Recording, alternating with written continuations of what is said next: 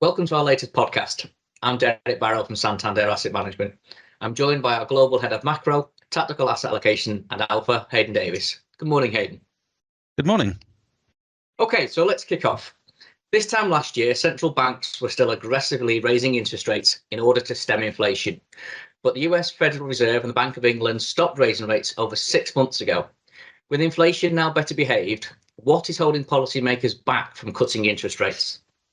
Well, you're right to point out that inflation has certainly come down quite sharply over the last 6 months and over the last year, and that would give central banks reason to cut interest rates. But what is holding them back? Unfortunately, it's still inflation. So to put the inflation picture in context, in the UK, we've seen inflation drop from about 10% a year ago to about 4% now. In the US, it's come down from about 6.5% to about 3.5%. And in the Eurozone, it's come down even more sharply from over 8.5% to just about 2.75%. So it's certainly right to point out inflation's come down very sharply. It's much closer to central banks' targets of around about 2%. But the crucial thing to point out that it's close, but not quite close enough. And that's the message that central banks have been giving. So I suppose the story here is, and certainly the concern that central bankers still have, is that whilst they've come a long way in the battle for inflation, it's the last mile that is the hardest.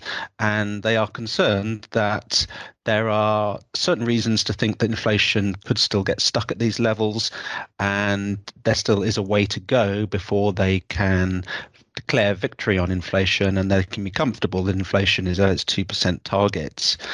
And there are different concerns in different markets. So in the case of the US, policymakers are still worried that actually growth has been much stronger than they had expected. Consumer spending is very strong. The labour market is unbelievably strong.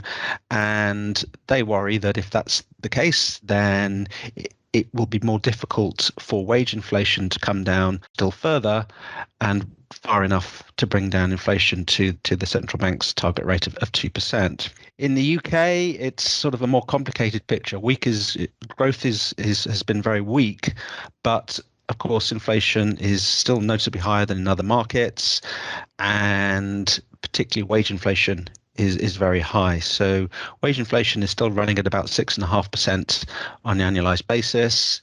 Inflation in the service sector in particular is still running pretty hot, about 6.5%. And really that's the combination of high wage inflation and also high rental inflation. So rental inflation has been running at about 6.5% a year as well. So the Bank of England wants to see service inflation come down, and that's going to be largely dependent on wage inflation coming down. So it's certainly not ready to declare victory in the war against inflation yet. Perhaps the central bank closest to being able to declare victory, but it's not really in its mindset ever to sound sanguine on the outlook for inflation, is the European Central Bank. So there, as I said earlier, inflation is now very close to its 2% target and should come down still further given how weak the European economy has been. So central banks basically haven't wanted to give the message that the battle's over. And certainly in their latest round of meetings, where they left interest rates unchanged again, of course, the message that they gave was that they thought that the market was perhaps a little too optimistic on the outlook for cutting interest rates.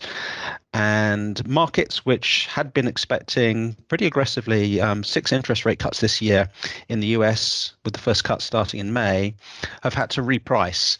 And the chairman of the Federal Reserve, Jerome Powell, most recently said, when the markets were expecting 6 rate cuts this year, that the Federal Reserve's view was that it was going to cut rates only 3 times. So the message is, yes, they expect to cut interest rates, but not as much as the markets have been pricing in. And similarly, the UK, the markets have been pricing in about 4 interest rate cuts this year to take rates down to about 4.5% by December. But now they've had to sort of reprice and move more towards 3.5 cuts this year. But the general message is that okay, we won't have interest rate cuts as early as the markets had been pricing in. We won't have as many as the markets had been pricing in. But certainly central banks have been sounding a lot less hawkish and have been indicating they do expect to be cutting interest rates. And we should start to see the first interest rate cuts. Well, the ECB could be the first because their inflation is noticeably lower. It could be the first in June. The Federal Reserve might also cut in June, perhaps not until July. And in the case of the Bank of England, it could possibly be June, or we might have to wait till August. But I guess the message there is that central banks will be cutting interest rates by the summer as inflation comes down. And I suppose, again, that the reason that central banks haven't been able to say that they'll be cutting interest rates in the spring is because they are worried that there is still a little way to go. And they worry that if markets get too carried away on the prospect of interest rates coming down, that would loosen financial conditions and actually make it harder to bring inflation down to that 2% target. So that's why they're still sounding very cautious. Excellent. Thank you, Haydn. So last year, the US took everyone by surprise with the strength of economic growth, while the Eurozone and the UK floundered. What's the outlook for growth this year? Yeah, I mean, certainly the US has been defying all expectations of weak growth, recession, sharp rises in interest rates that we saw over the course of 2022 and last year as well had been expected to result in, if not recession, then certainly very weak growth. But economists and market observers have been absolutely confounded by how the US has managed to I suppose, defy the impact of those interest rate rises. And of course, one of the reasons is the Biden administration have pushed through quite a lot of large spending increases, which has been propping up the economy. But even so, the performance of the US economy over the course of last year has been remarkably strong, and it's looking almost like a similar picture this year. So I think at the start of last year, economists were expecting the US to grow in 2023 maybe a quarter of 1%, maybe half of 1%, certainly not very much. And in the end, it looks like the US managed to grow last year by about 2.5%. So economists got that completely wrong, and they weren't alone. Markets weren't expecting too much growth either. And it's sort of a similar story with how the outlook for this year is going. So in the middle of last year, economists expected the doom and gloom to continue from 2023 into 2024 because of the high level of interest rates. They were forecasting only about 0.5% growth in 2024, but they've been revising their forecasts up pretty continuously since the last summer.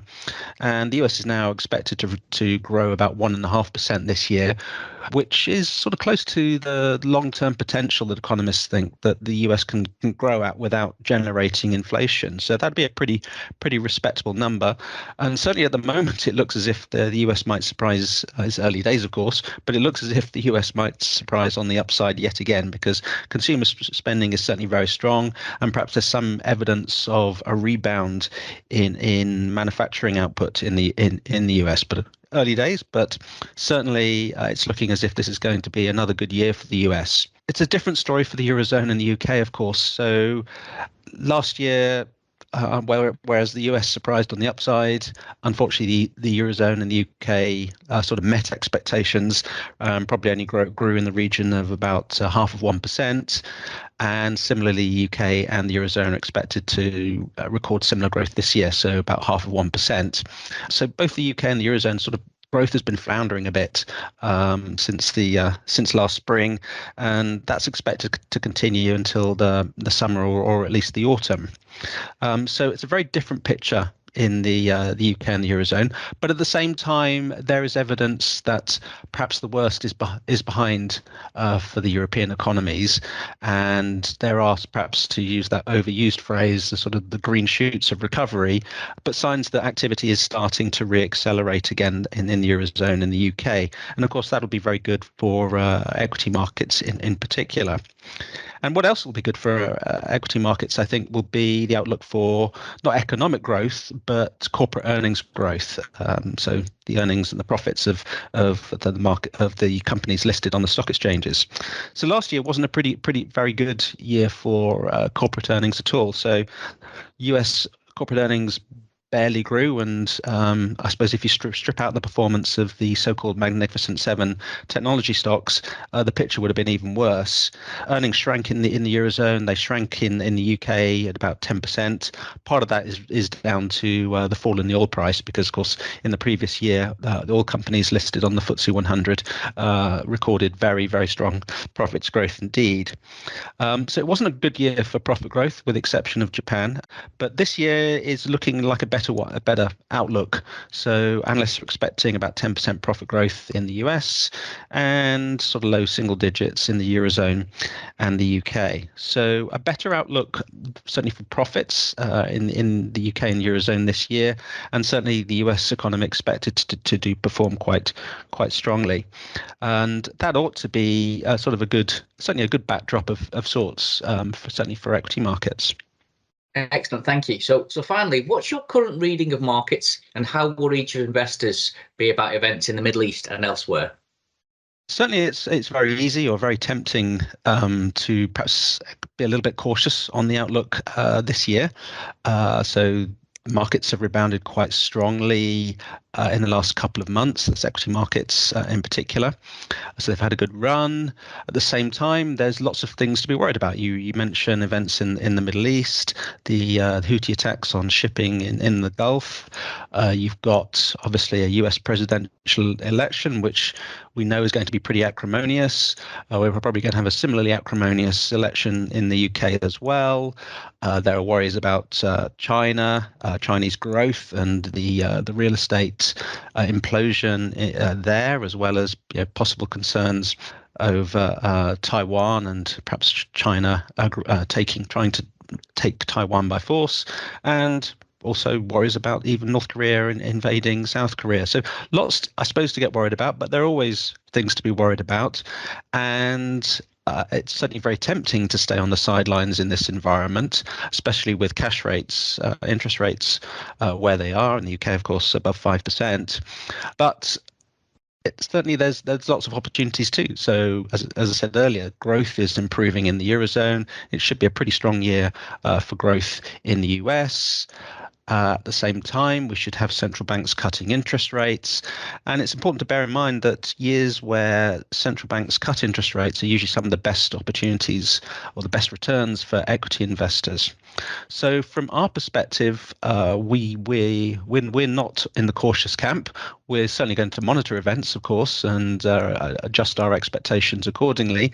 But we think that the growth outlook improving, the prospect of inflation back at target, central banks being able to cut interest rates is a pretty benign outlook for equity markets in particular. So we're certainly overweight on our allocations to equity markets at the moment. We have been quite bullish on the outlook for bonds, but because markets sort of got ahead of themselves and started pricing in too many interest rate cuts from our perspective, we think that the prospect for bonds is not quite as good as it was. And to some extent, they've already had a good run, and as a result, we're sort of underweight relative to equities. Although, from the perspective of a bond investor, we think certainly that bonds ought to outperform cash over the course of this year, as we do finally start to see those interest rate cuts. And of course, if you do park your money in cash, the interest rate that you'll be getting will be coming down quite noticeably as central banks do cut interest rates and banks pass that on to deposit holders. So just to summarize really that, I suppose in terms of a ranking, cash, although safe, is maybe the most disappointing asset class this year, followed by bonds, which ought to have a reasonable year as central banks do cut interest rates. But at the moment, we certainly think that equities offer the most attractive returns as things currently stand. Thank you, Haydn, for your detailed update. So thank you all for listening to our latest podcast. The views expressed in this podcast are the views and opinions of Santander Asset Management UK and do not constitute investment or financial advice. If you want to explore more of our views and insights, please visit our website at santanderassetmanagement.co.uk. If you require guidance or advice, we would recommend you contact your professional financial advisor. Thanks once again for listening to our podcast, and we look forward to speaking with you again soon.